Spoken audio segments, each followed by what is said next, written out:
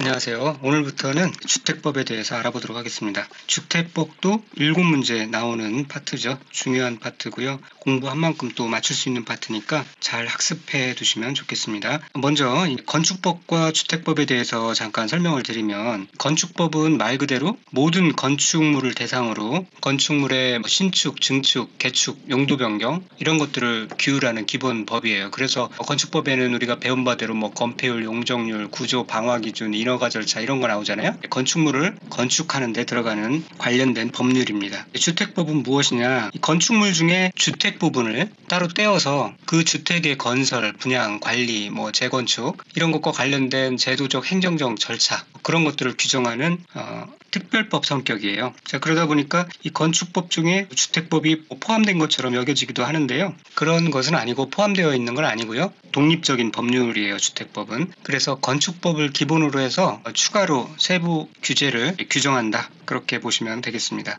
규모도 건축법이 더 크고 주택법이 더 작고 그런 거 아니죠. 주택법에도 대단위 아파트, 공동주택 그런 것들을 다루려면 굉장히 규모가 크죠. 그래서 그런 차이가 있다는 걸 알아두시고, 이 주택법은 이런 순서에 의해서 절차가 진행됩니다. 이 계약이 되고요, 주택이 설계가 되고, 사업계획이 승인됩니다. 건축법에서는 건축허가 또는 신고를 했었죠. 건축허가를 받거나 건축 허가 대신에 신고를 하고, 그렇게 이제 착공 신고를 했었습니다. 주택법에서는 사업계획 승인이라고 하고요. 착공을 하고 나서 시공 감리를 하죠. 그 다음에 사용 검사를 받고요. 건축법에서는 사용 승인 절차가 있었어요. 내용은 비슷한데 이 용어를 이렇게 바꾼 겁니다. 주택법에서는 검사, 건축법에서는 승인 이렇게 바꿨고요. 그 다음에 이제 이렇게 완료가 되면은 주택이 공급되고, 주택이 공급된 후 사용되어져서 일정 기간이 지나면 또 주택이 마모되어서 리모델링이 필요한 시점에 오겠고요. 이런 순서로 진행되고, 내용도 이렇게 진행됩니다. 자, 목적 이렇게 한번 읽어보시고요. 주택법의 용어 정의에 대해서 간단하게 보도록 하겠습니다. 주택이란 세대의 구성원이 장기간 독립된 주거생활을 할 수 있는 구조, 그 구조란 건 뭐냐면은 욕실 플러스 부엌 이런 구조로 된 건축물의 전부 또는 일부 및 그 부속 토지를 말하며, 그러니까 부속 토지도 주택에 포함된다라고 알아두셔야 되고요. 이를 단독주택과 공동주택으로 나눕니다. 그래서 주거 형태에 따른 분류에 보면 단독주택, 공동주택, 세대 구분형 공동주택, 그리고 준주택도 있고요. 자, 하나씩 보도록 하겠습니다. 건축법에서도 배웠죠. 건축법에 나와 있는 단독주택은 저희가 어떻게 외우냐면은 중, 가, 관 이렇게 암기했었는데 기억나시나요? 단독, 중, 가, 관 이렇게 외웠었는데, 건축법에서는 공간은 빠져요. 그리고 공동주택에서도 동, 아, 연, 세대, 기숙사 그렇게 외웠었는데, 이 공동주택에서도 주택법에서는 기숙사가 빠집니다. 이 빠지는 이유가 뭐냐면, 이 주택에 대한 이 정의에서 보면은 세대의 구성원이 장기간 독립된 주거생활을 할 수 있는 구조라고 그랬죠. 이 공간이나 기숙사는 이 장기간 독립된 주거생활을 할 수 있는 구조가 그런 건축물이 아니에요. 공간도 임기 기간 동안에 잠깐 있다 떠나고, 기숙사도 어떤 특정한 목적에 의해서 직원들이나 학생들이 쓰는 그런 숙소죠. 그래서 주택법에서는 열외됩니다. 그래서 그 사실을 알아두시고, 그 다음에 이제 또 건축법에서는 없었던 세대 구분형 공동주택이라는 개념이 나옵니다. 말 그대로 이 세대가 구분해서 사용할 수 있도록, 한 집을 두 세대가 구분해서 사용할 수 있도록 그렇게 만들어진 공동주택을 세대 구분형 공동주택이라고 하고요. 공동주택 내부 공간의 일부를, 그러니까 이렇게 세대별로 구분해서 생활이 가능한 구조로 하되, 그 구분된 공간의 일부를 구분 소유할 수 없는 주택이에요. 그렇게 구분해서 사용할 수 있도록 하되, 중요한 건 뭐냐면은 그렇다고 집이 두 개가 되는 거 아니에요. 소유주가 두 명이 되는 건 아니라는 거예요. 이거 중요하죠? 이번 지난 시험에서도 나왔어요. 구분 소유할 수 없는 주택이다. 이런 것들이 당연히 이해되고, 그리고 또 암기를 했다 할지라도 시험 되면은 정신이 없어가지고 이런 게 눈에 안 들어올 수가 있어요. 그런 것들을 참 조심해야 돼요. 그래서 그런 것들을 방지하기 위해서는 확실히 아는 수밖에 없습니다.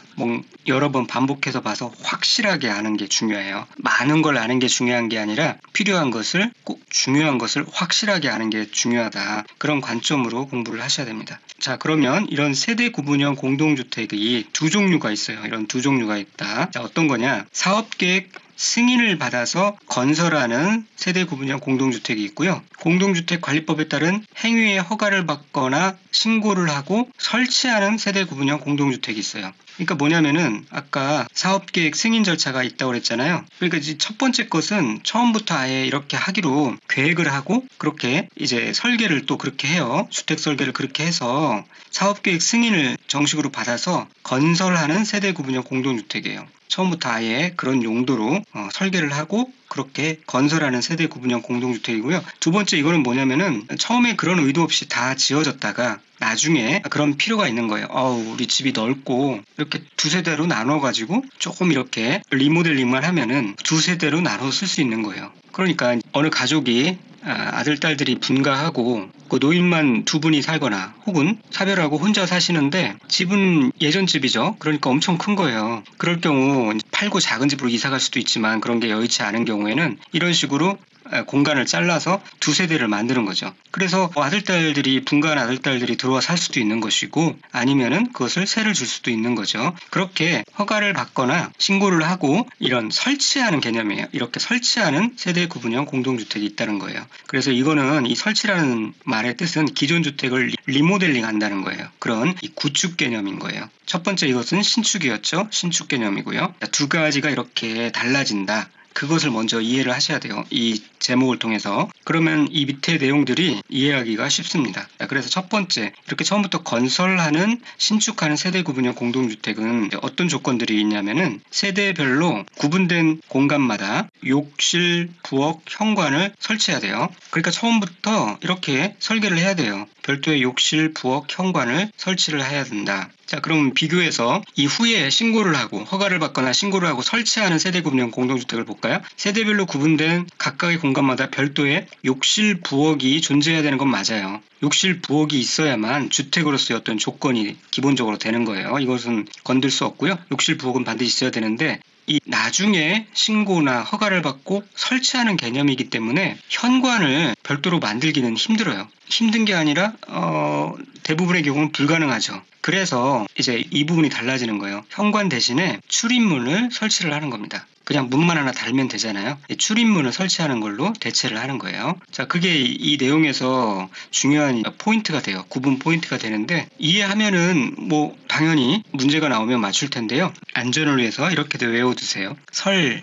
설현이라는 가수가 있죠. 설현, 치읓이죠. 근데 또 여기 이렇게 대비할 수 있으니까 이렇게 연결을 할 수 있으니 이해하는 게 더 나을 것 같습니다. 자, 처음에 설계해서 건설하는 경우는 현관까지 다 확보를 할 수가 있어요. 그렇게 해서 보기 좋게 세대 구분형 공동주택을 만들 수 있지만 이미 다 만들어진 상태에서 추가로 세대를 구분하려고 하면 그 상태에서 현관을 만들기 힘들죠. 그냥 출입문만 하나 달아 놓으라. 그 차이가 있다는 거 알아두시고 그 다음에 건설하는 거 이어서 보도록 하겠습니다. 하나의 세대가 통합하여 사용할 수 있도록 세대 간의 연결문 또는 경량 구조의 경계벽 등을 설치할 것. 이게 처음부터 설계해서 한다고 해서 그 세대 간의 콘크리트 벽을 치고 완전히 뭐 다른 집처럼 그렇게 만드는 게 아니에요. 경우에 따라서 그것들을 다 쳐내고 하나의 세대로 통합해서 사용할 수도 있도록 그런 상황이 발생할 수도 있으니 그래서 이 세대 간의 연결문, 경량 구조의 경계벽 등을 설치하라. 그런 특징이 있어요. 그런데 허가나 신고를 받고 설치하는 경우는 굳이 이런 내용이 필요 없는 게 후에 이제 경계벽을 치는 거잖아요. 그러니까 당연히 연결문 또는 경량 구조의 경계벽 등을 설치를 합니다. 그런 식으로 리모델링이 됩니다. 다만 어떤 내용이 있냐면은 구분된 공간의 세대수는 기본 세대수를 포함해서 두 세대 이하로 해라. 뭐 칸막이만 치면 된다고 세대, 4세대, 4세대 그렇게 만들어서 돈벌이 할 수 있도록 그렇게 하는 게 아니라 두 세대까지만 해라. 그런 내용이 있습니다. 자, 그 다음에 세대 구분형 공동주택 에서 이 건설하는 세대 구분형 공동주택은 세대 구분형 공동주택의 세대수가 해당 주택단지 안에 공동주택 전체 세대수의 3분의 1을 넘지 않도록 해야 되고요. 세대별로 구분된 각각의 공간의 주거 전용 면적의 합계가 전체 주거 전용 면적 합계의 3분의 1을 넘지 않도록 그렇게 하고 있습니다. 그래서 너무 많이 이렇게 세대 구분형 공동주택 형태로 짓지 마라. 왜냐면은 이게 다 요즘 집마다 차를 한 대씩 가지고 있고 하기 때문에 이것이 주차장의 면적과 연결되고요. 그 일대의 교통 흐름과도 연결되기 때문에 너무 많은 세대수를 하지 못하도록 그렇게 규정하고 있습니다. 그 다음에 이 설치하는 경우도 마찬가지예요. 세대 구분형 공동주택의 세대수가 해당 주택단지의 공동주택 전체 세대수의 10분의 1과 해당 동의 전체 세대수의 3분의 1을 넘지 않도록 그렇게 합니다. 좀 더 타이트하죠? 왜냐면은 이거는 처음에 건설하는 경우에 비해서 후에 이미 다 짜여진 상태에서 하기 때문에 처음에 신축하는 경우보다 좀 더 타이트하게, 그러니까 세대수를 작게 허용하고 있는 겁니다. 이미 주차장도 고정되어 있고 뭐 주변에 교통 인프라도 고정되어 있기 때문에 많이 늘릴 수 없는 거예요. 그래서 10분의 1, 해당 동의 전체 세대수의 3분의 1 그렇게 좀 더 타이트하게 규정하고 있고요. 또 주거 전용 면적에 대한 제한 규정은 없어요. 구축이기 때문에 그렇습니다. 그리고 당연히 구조, 화재, 소방, 피난 안정 등 관계법령에서 정하는 안전 기준을 충족해야 되고요. 자, 그래서 이 두 개가 이렇게 서로 섞어가지고 문제가 나온다는 거예요. 건설하는 세대 구분형 공동주택인데 마치 설치하는 것처럼 이렇게 내용을 끼워 넣어서 뭐 틀린다 맞는다 찾는 게 단골로 나오는데, 그래서 이렇게 이해를 해두시고 필요한 부분을 암기해 두시는데, 이 하나를 암기하시면 그게 아닌 거는 설치하는 거니까 답을 찾는데 좀 편하겠죠? 그래서 여기서 이제 중요한 거는 설현, 그리고 연경, 세주삼. 설현이하고 배구 선수 연경 있죠? 이런 사람들은 세 달라고 하면 세 줘야죠. 설, 현관, 연결물, 경량구조, 연경, 세대수가 3분의 1을 넘지 않도록 해야 되고요. 주거 전용 면적도 3분의 1을 넘지 않아야 됩니다. 그렇게 설, 현, 연경, 세, 주, 3 이렇게 건설하는 세대 구분형 공동주택을 확실히 암기해 두시면 답을 찾는데 훨씬 더 빠를 겁니다. 물론 이 부분도 잘 읽어두셔야 됩니다. 시험에 자주 나오니까요. 준주택에 대해서 알아볼게요. 주택 외의 건축물로서 그 부속 토지로서 주거시설로 이용 가능한 시설을 말합니다. 그러니까 법률상 주택은 아니에요. 그런데 상당 기간 동안 주거 용도로 사용할 수 있어서 사실상 주거 기능을 수행하는 건축물을 가리키는 거죠. 그래서 이 준자가 이런 한자를 쓰잖아요. 주택에 준한다. 주택에 준해서 본다. 그런 뜻입니다. 그런 게 뭐가 있냐? 기숙사, 오피스텔, 고시원 등의 다중생활시설, 노인복지주택 이런 게 있어요. 그래서 주는 지오단호가 아니라 기오다노를 입는다. 그렇게 암기하시면 되겠습니다. 지오단호 짝퉁이 기오단호를 입는다. 그 다음에 이제 이 주택을 지금까지는 주거 형태에 따른 분류로 본 거예요. 그 다음에는 이제 이 건설 자금에 따른 분류는 이 국민주택과 이 민영주택으로 구분할 수 있어요. 자, 먼저 국민주택은 뭐냐면은 다음에 하나에 해당하는 주택으로서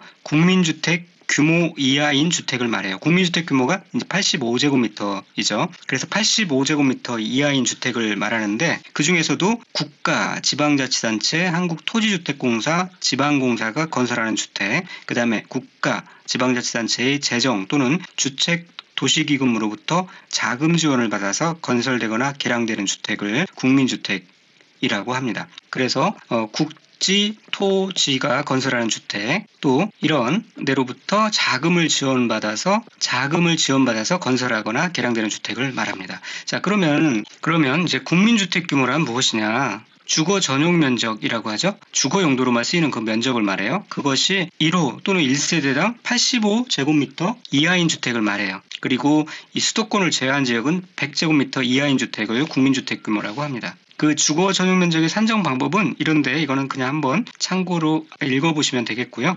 민영주택은 민간이 자금 지원을 해서 만든 주택, 민간이 만든 주택 이런 게 아니라 이 위에 국민주택을 제외한 주택을 민영주택이라고 그렇게 합니다. 그렇게 알아두시고요. 자, 오늘은 여기까지 하고 다음 시간에 도시형 생활주택에 대해서 알아보도록 하겠습니다. 감사합니다.